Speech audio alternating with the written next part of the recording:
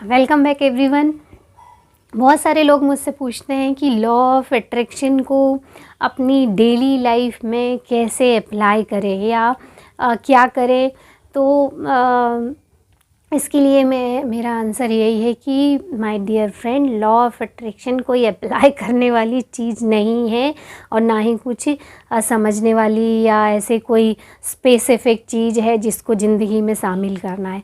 बस एक ये अवेयरनेस है जिसका ज्ञान हमको बचपन से ही मिल जाना चाहिए था, बट फॉर्चुनेटली बोलिए या अनफॉर्चुनेटली बोलिए, हम इसके बारे में जानते ही नहीं हैं। और ये सब कुछ जो भी लाइफ हमारी अभी इस वक्त है, आप जब मेरा वीडियो सुन रहे हो या मैं ये वीडियो बना रही हूँ या जो कुछ भी अपने आसपास चल रहा है, ये सब कुछ कैसे क्रिएट हुआ इसकी जानकारी है। ये अगर हमको पता चल जाए कि मान लो महिलाएं हैं जो घर में खाना बनाती हैं, अगर उनको पता चल जाए कि ये आलू की सब्ज़ी ऐसी बनती है, बैगन की सब्ज़ी ऐसी बनती है, तो वो अगली बार उसको अपने अकॉर्डिंगली बना सकती हैं, कुछ चेंज भी कर सकती हैं, उसमें स्वाद बदलना है वो भी बदल सकती हैं। वैसे ही लॉ ऑफ अट्रैक्शन है, जब हम पैदा हुए जब से लेके अब तक या मृत्यु पर्यंत ये काम करता ही है। बस ये है कि हम उसको बैक में जाके ये प्रोसेस जान लें कि ये सब कुछ हमारे जीवन में जो है वो कैसे है, किस कारण से है। तो अगर हम वो एक बार जान लें तो आगे भी क्या होने वाला है हम इसका अंदाज़ा लगा सकते हैं और हम चाहे तो उसको बदल भी सकते हैं। ये सबसे अच्छी बात है।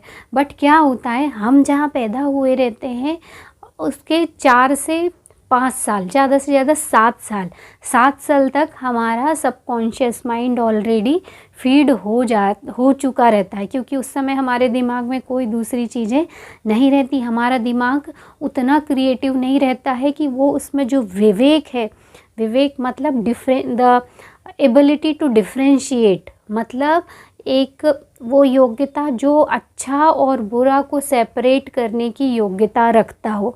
इसीलिए बच्चे जिद करने लगते हैं या उनको बताना पड़ता है कि आग से दूर रहो, आग से जल जाओगे, या ये काम नहीं करो, ये काम करो, क्योंकि उस समय उनकी विवेक शक्ति, अच्छा या बुरा को पहचानने की शक्ति उस समय डेवलप नहीं हुई रहती है।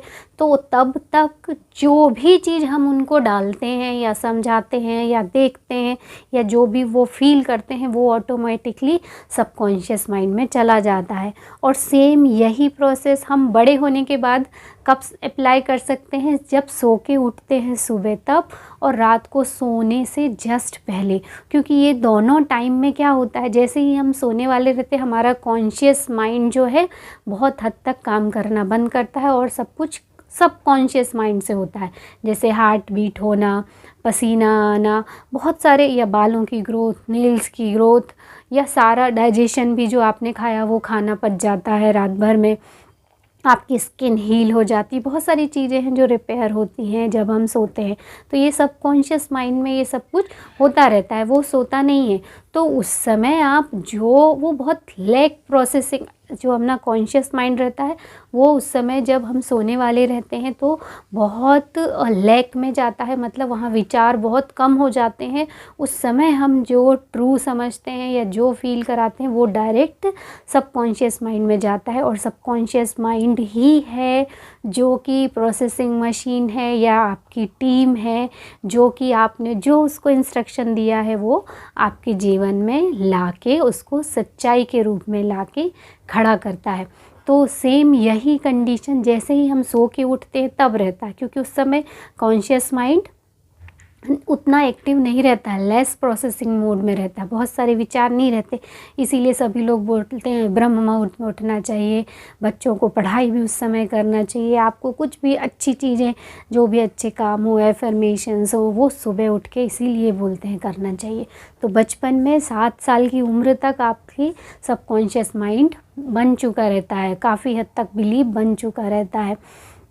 और तो हम जो भी देखते हैं, मतलब हमारा परिवार में जो चल रहा होता है वो कई लोगों का स्वभाव जैसा हो उसके हिसाब से, या हमारे यहाँ फाइनेंशियल कंडीशन कैसी है उसके हिसाब से, या आपके ट्रेडिशन क्या है उसके हिसाब से आपका सबकॉन्शियस माइंड बनते जाता है। तो अगर किसी ने लैक देखा हो तो वो ऑलरेडी लैक बन जाता है, किसी ने फेलियर देखे हों तो वो फेलियर बनते जाता है।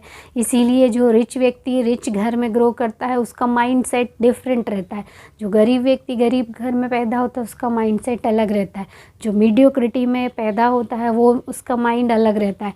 और जब इंसान ये समझ जाता है कि ये सब चीज़ें क्यों आई मेरे साथ, जो है या आसपास है वो क्यों आया और उसके बाद में कैसे आया, और फिर जब हम समझ जाते हैं कैसे, तो उस कैसे को आप बिट बाय बिट बदल सकते हो, तो रिज़ल्ट भी बदल जाता है।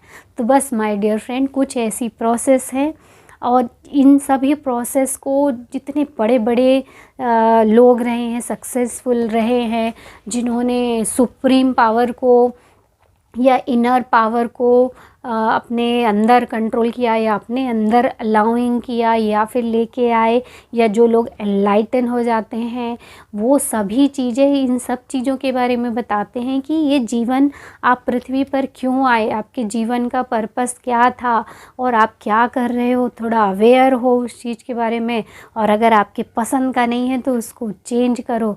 और ये केवल एक ही नहीं, स्वामी विवेकानंद है और अपनी गीता है, बहुत रामायण है, बहुत सारी स्टोरीज़ जो अभी बनाई हैं वो सब कुछ ना कुछ सिखाने के लिए ही बनाई हैं। ये सेल्फ हेल्प की बुक्स हैं, फॉरेन राइटर्स, सब लोग इतने सक्सेसफुल लोग और इतना अच्छा काम करके गए हैं, खुद तो बने ही हैं सक्सेसफुल और अपने लिए भी इतनी सारी चीज़ें छोड़ गए हैं। बस दुख की बात यह है कि हम उनको पढ़ तो लेते हैं पर उसको इम्प्लीमेंट नहीं करते। गीता के हर श्लोक पढ़ते हैं, 16वां अध्याय पढ़िए तो ये पढ़िए तो सुंदरकांड पढ़िए, सब कुछ पढ़ते हैं, उसका अर्थ भी कई बार नहीं समझते, तो कुछ लोग समझ भी लेते हैं अर्थ, पर उसको इम्प्लीमेंट कैसे करना है जीवन में और उसका असली सार क्या है, अगर ये हमें कोई सिखाए या बताए, वो भी अपनी लाइफ के थ्रू, तो इससे अच्छी चीज़ कुछ होगी नहीं। फिर हमारे यहाँ कोई भी ईर्ष्या द्वेष से भरा हुआ व्यक्ति नहीं होगा, हिंसा नहीं होगी, लैक नहीं हो। अगर आप एक गरीब व्यक्ति को लॉटरी लग जाए और वो बहुत सारा पैसा एक बार में कमा ले, पर अगले 5 साल, ज़्यादा से ज़्यादा 5 साल तो ज़्यादा ही बोल दिया मैंने, 1 साल या 2 साल में देखो उसका सारा पैसा फिर ख़त्म हो जाएगा, क्योंकि उसको असिस्ट करना ही नहीं आता है, वो जानता ही नहीं है कि इसको कैसे बढ़ाया जाए, इसको कैसे स्टेबल किया जाए, उसको नॉलेज ही नहीं है। तो वो वापस, अब उसकी फ्रीक्वेंसी वैसी है, उसका बिलीफ सिस्टम ऐसा ही है, तो वो वापस उसी जगह पे आ जाता है। और अगर एक कोई बहुत रिच माइंडसेट वाला व्यक्ति है, बैंकरप्ट हो जाता है या कुछ किसी वजह से सब कुछ उसका ख़त्म हो जाता है, जल जाता है, कुछ भी हो जाता है, तो देखना अगले 1 या 2 साल में वापस वो अपनी उसी पोजीशन को पा लेता है। तो ये सारा खेल दिमाग का है, माइंडसेट का है। आप अपनी जैसे सोच चाहो वैसे बना सकते हो। तो लॉ ऑफ अट्रैक्शन यही है, इसको अलग से कुछ इम्प्लीमेंट नहीं करना है लाइफ में, बस इस नॉलेज को समझिए कि ये ऐसा होता है और अगर हम ऐसा करेंगे तो ऐसा ही अट्रैक्ट होगा। और हम सही जा रहे हैं कि नहीं, ये भी अवेयर होना चाहिए कि आप जो फील कर रहे हो अभी वो सही फील कर रहे हो, वही फील करना चाहते हो क्या, नहीं तो डिसीज़न लीजिए और छोटे छोटे स्टेप्स में इसको बदलिए और आप इसको चेंज कर सकते हो, अपनी ड्रीम लाइफ भी जी सकते हो। तो ये कोई अलग चीज़ नहीं है, ये तो पूरे टाइम 24 घंटे काम कर रहा होता है, बस उसको अगर सही डायरेक्शन में हो तब तो इससे अच्छी बात कुछ होगी नहीं। पर अगर आपको डायरेक्शन चेंज करना है तो अभी से चेंज कीजिए और सोचिए कि आप कैसा फील कर रहे हैं। और अगर अच्छा फील करें, मेरे ख्याल से श्योर है, I can give you guarantee कि अगर आप ये वीडियो देख रहे हो तो आप बहुत ही अच्छा फील कर रहे होगे, जैसा मैं फील कर रही हूँ, क्योंकि ये तो एनर्जी है, ये रेडिएट होती है। तो my dear friend, live your dream life, अपनी ड्रीम लाइफ खुद बनाइए और मिलते हैं अगले वीडियो में। तब